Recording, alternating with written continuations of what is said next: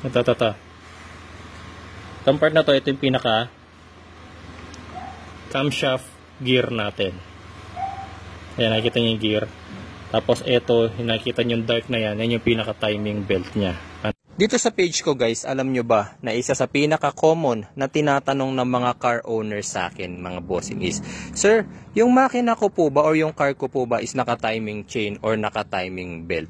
Actually, sa mga groups din, ganun mga bossing. So, ngayong araw na to, bibigyan ko kayo ng pinakamabilis na tip paano malalaman kung naka-timing chain or naka-timing belt ang inyong makina. Okay? So, bago ko sagutin yung mga boss, ito muna, bibigyan ko muna kayo ng magandang idea kung ano-ano ba yung mga tatlong ginagamit or most common material na ginagamit sa engine timing. Uunahin na natin guys yung number 1, yung pinakamatibay, pero sila rin syempre yung pinaka-prone naman sa vibrations and ingay kasi purong metal sila, which is yung timing gear. Okay? Ang timing gear mga bossing, kadalasan yan ginagamit sa mga commercial vehicles o yung mga diesel or heavy duty vehicles, pero hindi lahat ng diesel engine naka timing gear.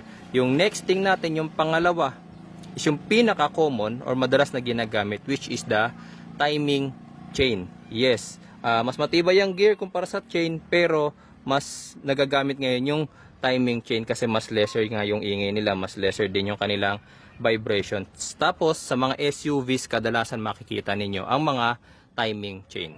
And then yung pangatlo at yung pinaka mabilis masira, pinaka mabilis maputol is yung ating timing belt. Kasi nga belt lang siya. So ang timing belt usually inaabot yan ng hanggang maximum maximum of 100k kilometers dapat nagpapalit na kayo. Yung iba nga 80k lang, yung iba 60k lang dapat pinapalitan na. So ito, isang example ko sa inyo para malaman ninyo kung naka-timing chain or timing belt ang inyong makina. Hanapin nyo yung front, kagaya nito. This is Geely Okavango. So front wheel drive ito. Pag sinabing front wheel drive, yung ating front tires ang pinapaikot ng drivetrain, hindi yung rear. Okay? So ang harap ng makina natin wala dito, nandito. Ito ang ating front ng makina.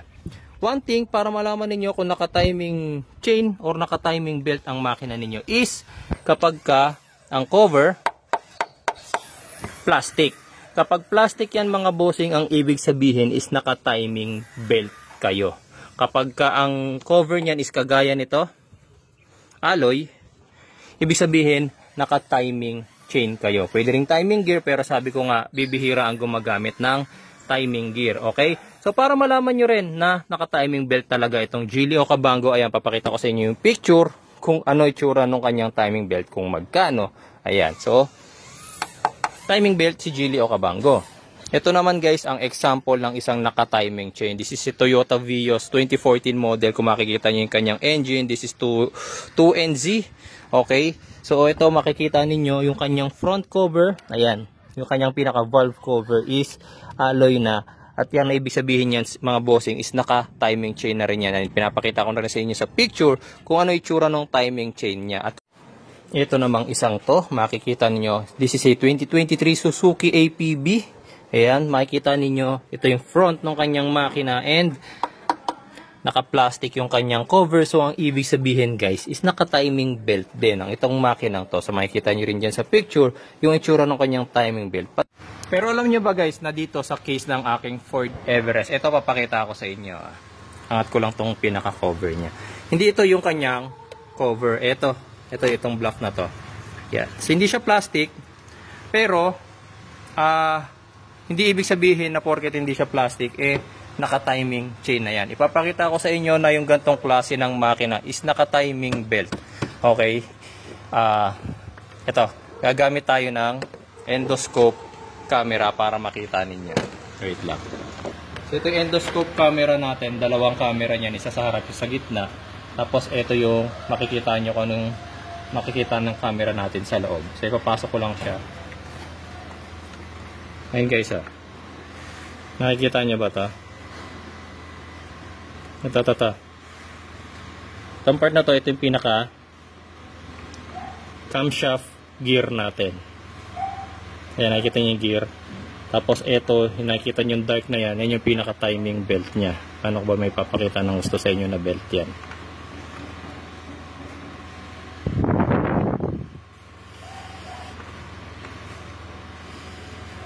Ayun. Mas nakikita nyo na ngayon yung belt. Ayan, yan. Nakikita nyo na yung belt.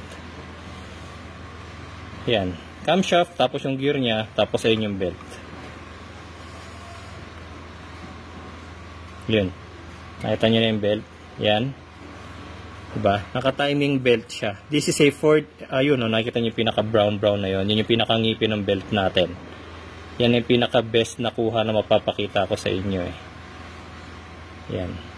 Okay, yan. Diba? So, ito, gamit ang endoscope camera na pakita ko sa inyo, na itong Ford Everest 2.0 by turbo engine is naka-timing belt. So, ito mga gantong klase ng makina, advisable. At least 80,000 magpalit na kayo. Pero depende yan eh. Minsan kasi kapag hindi masyadong nag-maintain ng maayos ang isang car owner, minsan 60,000 pa lang kailangan nyo na magpalit ng timing belt. Kasi ang timing belt ng Ford Everest, wet type. Nababasya siya ng engine oil. Okay?